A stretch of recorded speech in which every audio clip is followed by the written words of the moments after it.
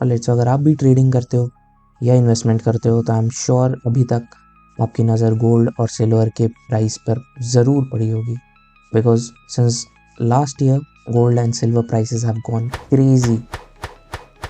Continuously they have been giving approximately 90 to 100% of return annually.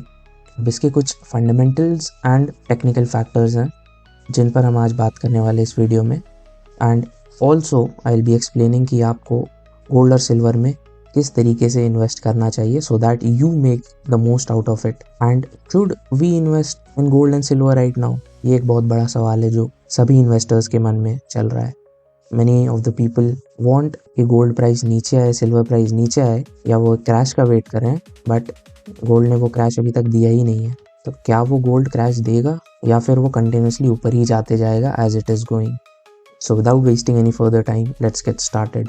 My name is Asdak and you are watching Mastering Markets. So firstly, हम एक fundamental factors के बारे में पता कर लेते हैं कि what are the fundamental reasons जिसकी वजह से गोल्ड का प्राइस कंटिन्यूसली बढ़ रहा है। अगर मैं आपको चार्ट पे दिखाऊं, this is the gold price, gold versus US dollars. As you can see in just 2026 के स्टार्टिंग से ही, दिस 2 जन 2026 से अगर मैं प्राइस को लूँ, तब से 16% गेन आ चुका है। Can you imagine, it is 27th today and अभी ही 16% गेन आ चुका है। तो इसके क्या रीजंस हैं ये हम इस वीडियो में समझते हैं।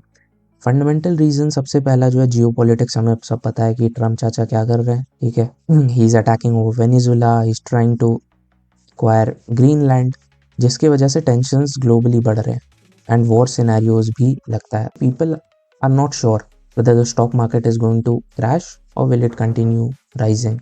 अब जब अनसर्टेनिटी बनती है ना मार्केट में, तो लोग स्विच करते हैं, they switch from stock market into safe assets like gold and silver, जिसकी वजह से कंटिन्यूसली प्राइस बढ़ रहा है उनका।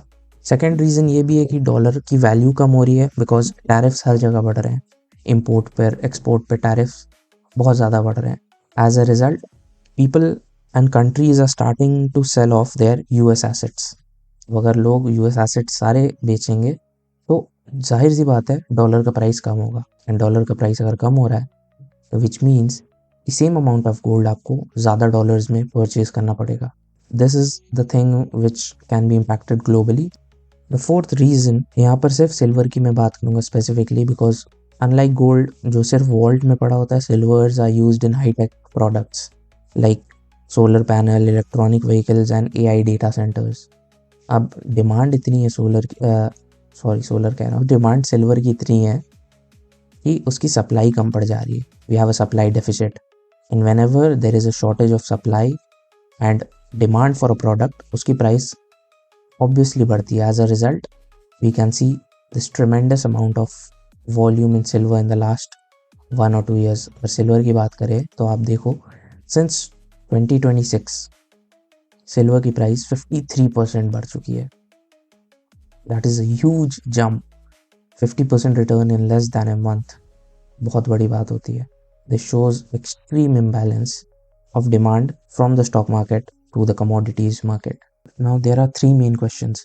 हमें इन्वेस्ट कहाँ करना है, कब करना है और क्यों करना है। नाउ लेट्स अंडरस्टैंड फर्स्ट हमें इन्वेस्ट कहाँ करना है। The safest option is buying gold and silver ETF, because ETF जो होता है that is an exchange traded fund जो किसी भी अंडरलाइंग एसेट या अंडरलाइंग स्टॉक के पॉजिटिव कोरिलेशन में चलता है। If the stock goes up और the commodity price goes up, ETF का प्राइस ऑटोमेटिकली बढ़ता है।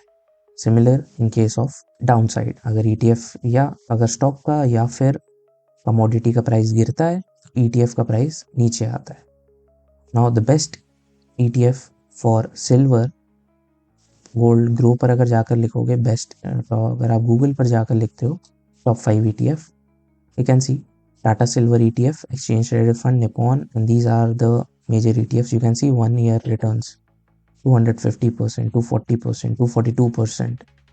These are huge returns for 1 year. Similar in case of gold, best gold ETF you can search and just invest in the top 5. As simple as that. You do not need to complicate it. अब invest कैसे करना है? Let's take example for Tata Silver ETF. You have to go to TradingView You have to open TradingView, search for Tata Silver ETF. तो search for Tata silver ETF, आपको ETF पर जाना है. The easiest thing that you can do is just go, these are the time frame section. You have to scroll down, go to the weekly time frame and you have to check for the red weeks. यहाँ पर भी red है, it means price उस week में continuously गिरा है. These are the times when you have to buy, because यहाँ पर आप price के lows को target करोगे. You do not have to buy, आपको महंगे में नहीं खरीदना है, आपको सस्ते में खरीदना है. So we have to target the lowest price possible.